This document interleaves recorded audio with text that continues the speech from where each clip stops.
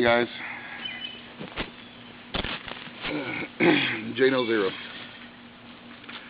Had to make some notes for this one.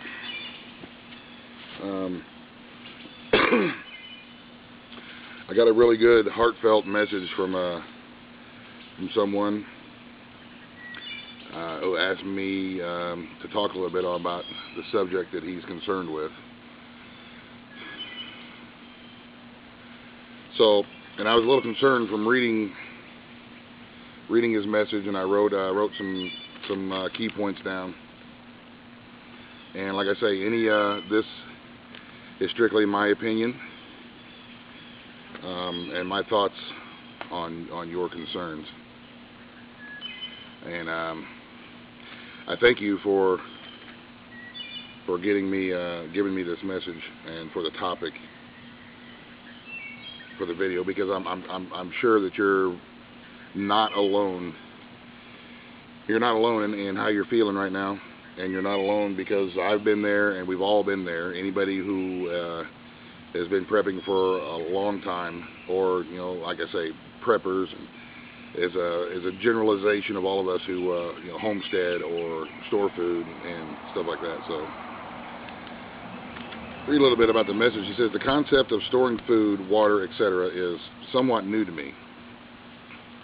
I never stopped to think in the past 2 years how fragile our infrastructure is in this great USA.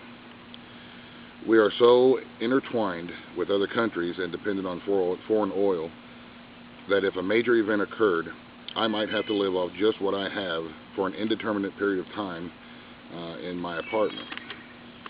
I'm trying to become someone who prepares for the local and the likely event, and not the fantasy SHTF with the big cities in flames, armed militias. He said you have to act like G.I. Joe just to take out your trash. The large situations. He says I got caught up in all the hype and the fear mongering that goes on sometimes of a large SHTF situation. He goes on to say, I bought 5 new guns in 1 year, propane stove and accessories, ammunition, and at some points he even went into debt to prep all out, and all out of fear. It's my understanding that they live in an apartment, trying to buy some rice and beans in a canner. And now he is living some sort of a personal SHTF to where his work hours have been cut down, and he feels he no longer has the financial means to prep. Well, okay. It doesn't take a lot of money. It's more of a state of mind. What do you have? What you have right now on hand? What kind of equipment do you have that can serve more than one purpose? What do you have that you can, if you don't have any money, can you trade for certain things? He mentioned he was going to buy a canner, which is always great if you ask me. But you live in an apartment. Do you have limited space? Are you going to stay in your apartment if something happens, or are you going to leave? The best way that I've heard it put is, if something happens, if there is an SHTF, whether it be a large event or a small, personal, local event. The way I look at it is, if you were prepared for a personal, small, localized event, then you're probably prepared for a large event. Because in a large event, everything's going to be cut off anyway, and you're going to be in your local area. So if you're prepared to live in your local area, whether or not there's a world left or not, you're still going to be okay. Ask yourself, what will I be doing the day after an SHTF, whether it be local and personal or a big gigantic thing? What will I be doing the day after that? And start doing it today. Start doing what you think you're going to be doing the day after, and start doing it today. Like me, we split wood, we get ready, because I know we're going to need wood, I know we're going to need firewood. We can, but I have the space to can. I have the space to store stuff. I have the space to make a garden and to build a chicken house. And I'm going to build another barn right up here, right behind where I'm sitting now. For goats and rabbits and so on. So ask yourself, are you going to stay or are you going to go? If you're going to stay and you have the ability to stay where you are, in your apartment or your apartment building, then by all means, put that canner to some use. Check out your local Save-A-Lot stores, your thrift stores. Anytime you see meat on sale, if you have the ability to grab just one extra little pack and can it, because just one jar means you have one more jar ready. And you don't have to do it all at once. You don't have to be overwhelmed. If you watch a show, I think what is happening is he watched a video, he watched a show, and he had an "oh crap, I'm not ready" moment. Well, calm down. You can run out and put yourself into debt buying all this stuff, and it just becomes overwhelming, and then you lose yourself. You lose the direction that you want to go. Relax.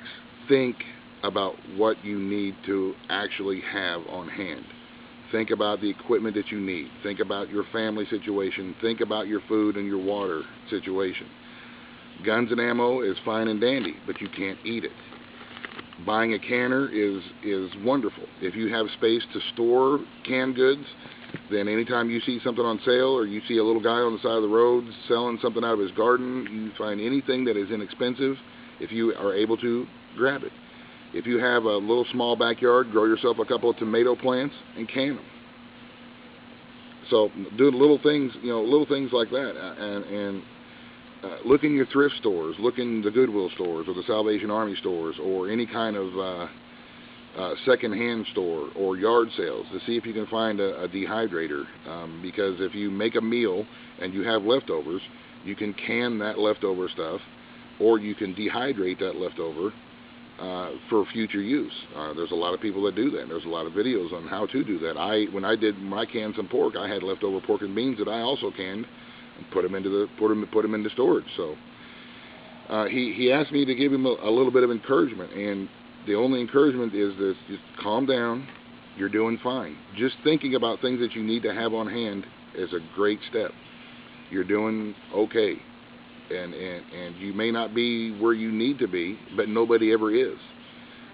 You're never going to be completely and totally ready for something that happens. It always catches you off guard, and it's always going to be a shock to your system. If you can't buy a lot of stuff all at once, then just buy a little bit extra. When you're at the store, one extra can of corn, 88 cents. Just little bits here and there, and start setting it aside. And when you set stuff aside, try not to get into it unless you have to, or unless you're rotating it out as your regular stock.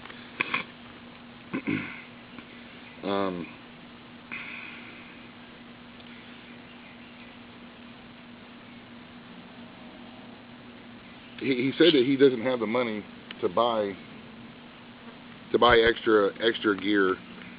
He doesn't have the money to buy his extra preps, meaning gun parts and extra magazines and stuff like that. Well, if you're in that position, then don't worry about those gun parts and extra magazines. Worry about getting a little water filtration system, or some extra, canned foods to store away, rice, ramen noodles, stuff like that. That's really easy to prepare, very inexpensive, and can take you a long way. You can do a whole lot with those, with rice and beans and ramen noodles. It may not be tasty and delicious because you get tired of eating it every day, but it's going to keep you alive. If monthly bills are becoming a problem, then see what you can cut out of your budget. If you have cable TV, but yet it's becoming a problem, then just have it turned off. Have it turned off and save that money every month. What is it that you can cut back on that's not an absolute necessity?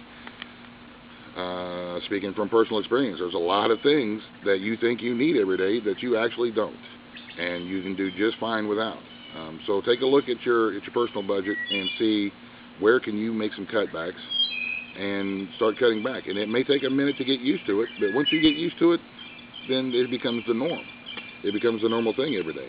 It's all about adjusting mentally to a new way of life without, I guess. Getting ready and getting yourself prepared to be without electricity sometimes. Being without a cell phone. I don't have a cell phone. I don't have cable TV. There's a lot of things that I don't have. Fancy, we've got a pretty big yard, but we do it by hand. We not going to buy a riding lawnmower. Don't have the money for it. I'm not going to buy, fancy wood splitters and stuff. I've got an axe and a maul and some hammers and wedges, and it takes a lot more work, but I still get the same thing done, and I keep myself in decent shape doing it. So look at look at those kind of things.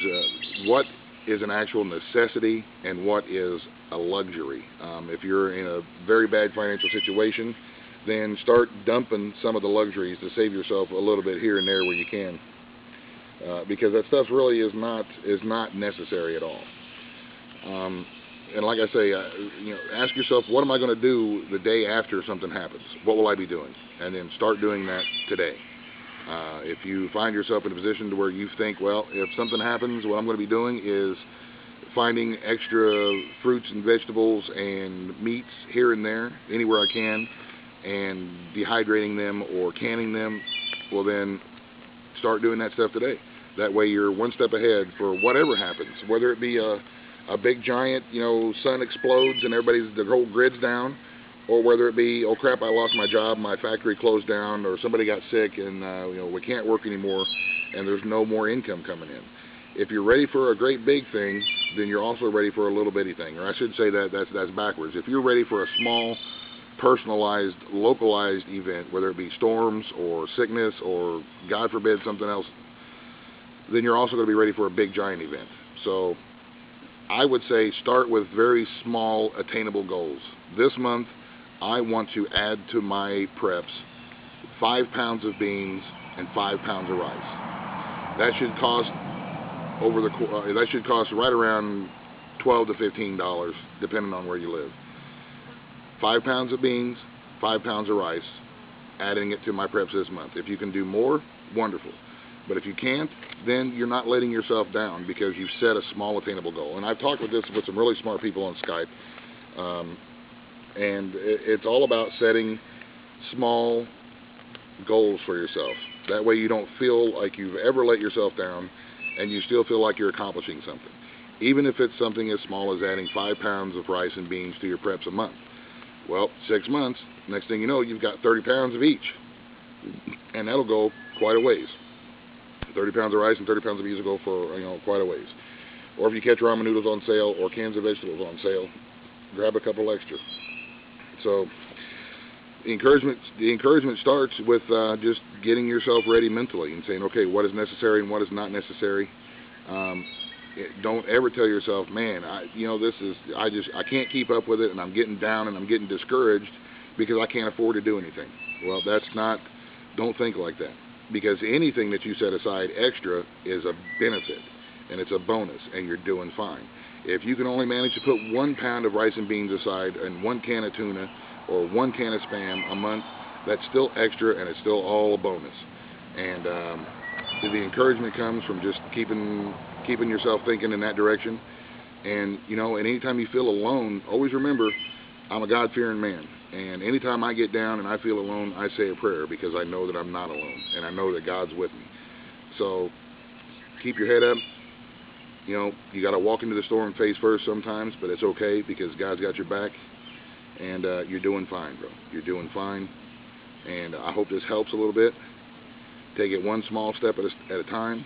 Think about what's important, and go from there. So thank you. I hope this helps. Please feel free to contact me if you have any more questions.